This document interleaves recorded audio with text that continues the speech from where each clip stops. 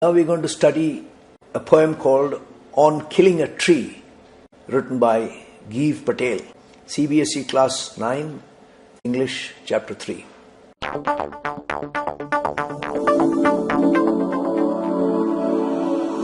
Dr. Patel is an Indian poet, born 1940, playwright, painter, and a practicing physician in Mumbai.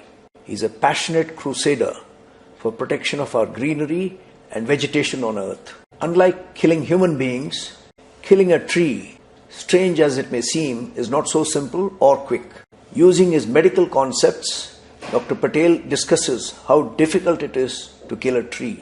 A simple jab with a surgical knife will not work, nor will hacking or chopping kill the tree. The bleeding bark will heal like humans, and fresh twigs will grow again from its leprosy-like skin.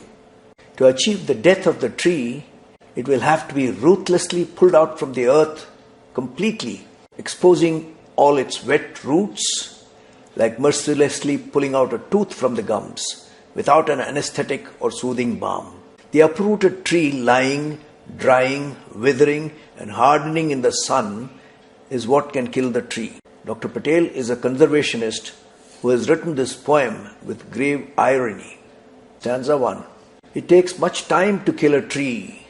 Not a simple jab of the knife will do it. It has grown slowly, consuming the earth, rising out of it, feeding upon its crust, absorbing years of sunlight, air, water, and out of its leprous hide, sprouting leaves. Look at the man chopping a tree, hacking at it for felling the tree. In this, the poet is also trying to tell us that it appears as if the tree is trying to take things out of the earth.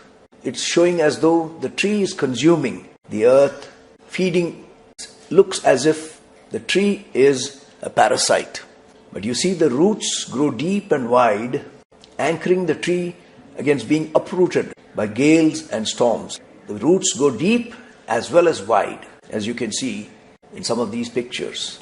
Stanza 2. So hack and chop, but this alone won't do it.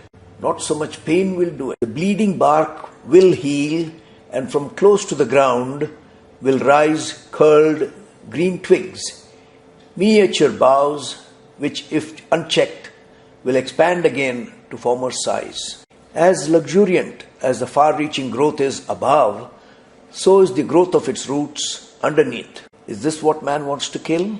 We may think we have chopped off the tree. See how tenacious is the tree. Fresh green twigs you can see, and miniature boughs are growing again on the stump.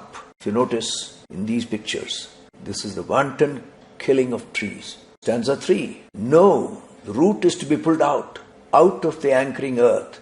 It is to be roped, tied, and pulled out, snapped out, or pulled out entirely, out from the earth cave, and the strength of the tree exposed, the source, white and wet, the most sensitive, hidden for years inside the earth. The deep roots don't give up so easily. Roots are extraordinarily wide too, as you can see from this picture.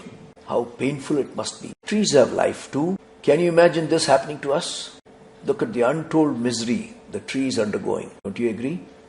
Uprooting the tree, wrenching it out of the ground, you need an earth mover to snap it out and pull it right from the ground. Sad to say, this tree is still not dead. It is suffering horribly. How cruel can man be? Chopped, denuded, uprooted, and the tree is still alive. Would these people whom you see in the picture have been able to kill the tree? Would they like to exchange places with the tree? I don't think so. Chopping trees to make way for man-made cities. Stanza 4. Then the matter of scorching and chalking in sun and air, browning, hardening, twisting, withering, and then it's done. Trees uprooted. Look at this. A picture of trees uprooted, families affected, and the annual loss to man in a modern city. Here is a graveyard of trees, a grave situation for mankind. Have we been able to kill them? We have finally killed a tree, as you can see. See the mass killing by mankind. What a shame.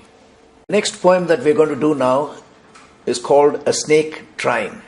also written by a conservationist called W. W. E. Ross.